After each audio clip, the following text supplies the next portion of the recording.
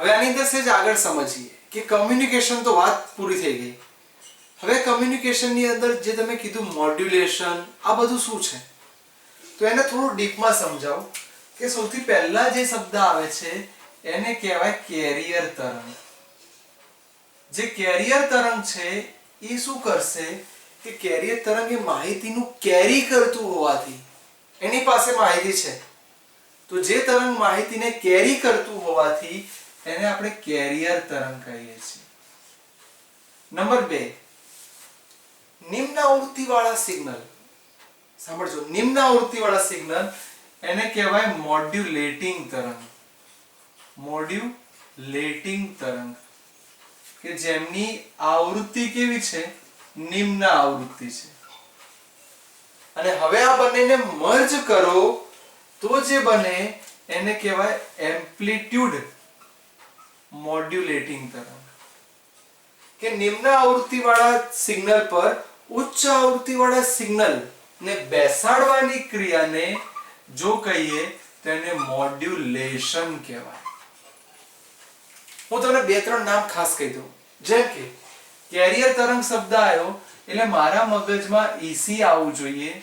C means carrier, that means modulation means M.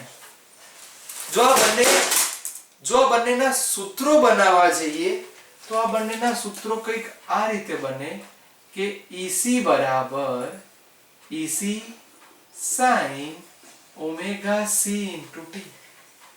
જો આ તરંગ બંને કમ્બાઈન થાય તો તરંગ દેખાય કેવું એ ખાસ જોજો કે સૌથી પહેલા નિમ્ન આવૃત્તિ વાળું સિગ્નલ કે એક પ્રકારની ચોક્કસ વસ્તુને મારે સમજાવી છે તો અહીં એવું લખી દઉં કે 2-3 સિગ્નલ ભેગા કરીને સમજાવું તો તમારા માઇન્ડમાં ક્લિયર થશે.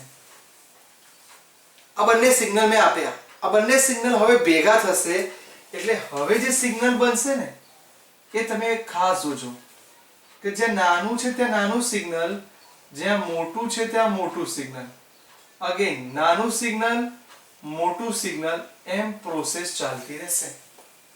હું આ રીતે રજૂ કરું કે આ સિગ્નલનો ઉપરનો ભાગ એ આ ભાગને મળતો આવશે, એ જ રીતે અહીંથી આ ભાગ પણ મળતો આવશે. તો આ ભાગ કંપ વિસ્તાર ઉપર છે એટલા માટે એને આપણે એમ્પ્લિટ્યુડ મોડ્યુલેશન કીધું. તો અહીંથી એવું પણ કહેવાય કે કેટલા પ્રકારના તરંગ બનશે તો એ પ્રકાર મગજમાં રાખી દો. AM, that means amplitude modulation. બીજું PM, ત્રીજું FM. FM નામ આવ્યું એટલે રેડિયો યાદ આવી ગયો? હા, FM એટલે ફ્રીક્વન્સી મોડ્યુલેશન, જ્યાં F એટલે આવૃત્તિ એટલે કે ફ્રીક્વન્સી, P એટલે ફેઝ મોડ્યુલેશન, ફેઝ એટલે અવસ્થા, અને A એટલે એમ્પ્લિટ્યુડ અથવા કંપ વિસ્તાર, તમને જે મગજમાં આવે. મેં તમને ત્રણેયના સિગ્નલની વાત કરી. મેં સૌથી ખતરનાક વસ્તુ શોધાઈ, બહુ જ ઉપયોગી નામ, જેને હું કહું છું મોડ્યુલેશન અંક. કે મોડ્યુલેશન અંક મારે સમજવું છે, એનું સૂત્ર લખવું હોય તો પહેલા મોડ્યુલેશન અંકને MA લખાય. સૂત્ર કઈ રીતે બને તો આ ખરેખર કોમ્બિનેશન છે. હું એવું કહી દઉં કે જો મારે પરિણામી તરંગ જોઈતું હોય તો એને E વડે રજૂ કરીએ તો એમાં કોનું કોમ્બિનેશન થશે?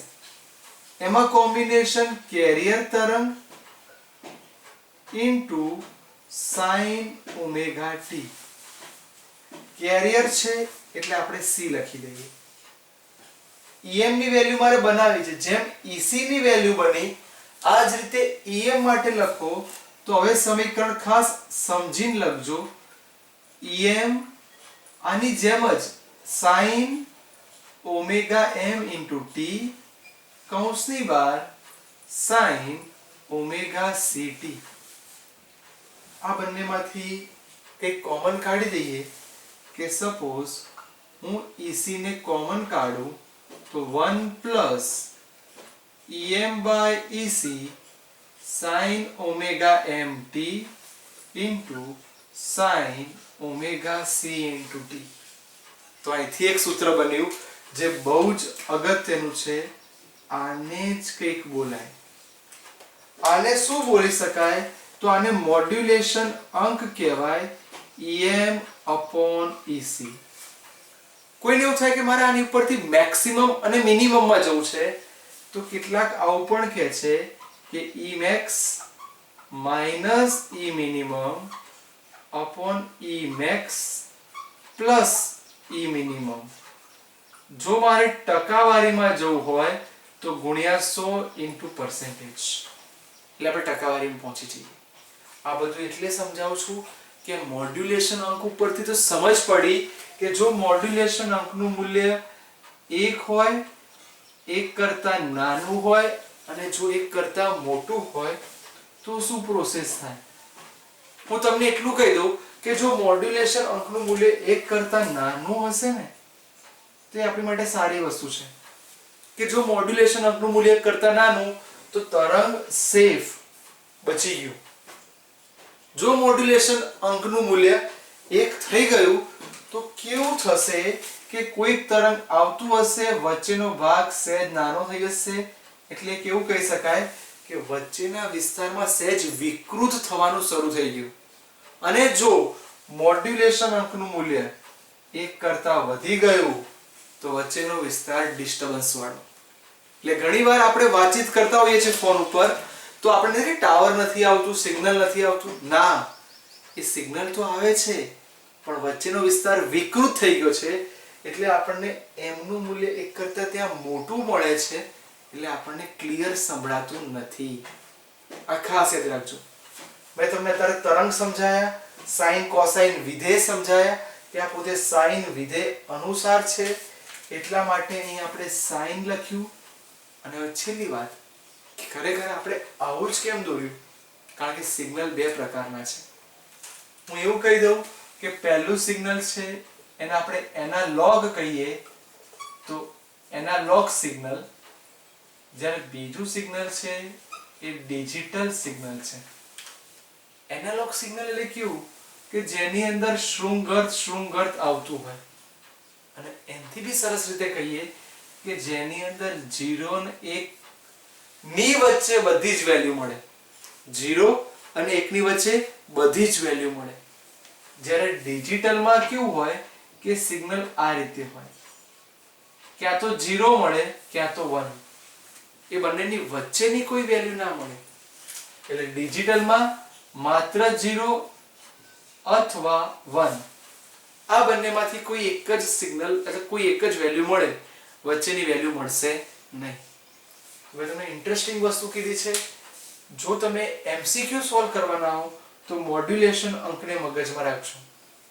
એક કામ તમને પૂછું કે મને તમે USB અને LSB, upper side bound, lower side bound, આના સૂત્રો અને ત્રીજું AM તરંગ કઈ રીતે ઉત્પન્ન થાય એ તમે ગુજરાત બોર્ડમાં ભણી ગયા છો. એકદમ ધ્યાનથી વાંચો. એમાંથી મારે કંપ વિસ્તારનું સૂત્ર જોઈએ. તો મેં તમને આખું સમજાયું, કેટલાક ભાગ આપ્યા અને તમને કંઈક શોધવા માટે કીધું છે. તો સરસ મજાનો ટોપિક, ખાસ કરી તરંગનો સમજણ અને મોડ્યુલેશન અંક.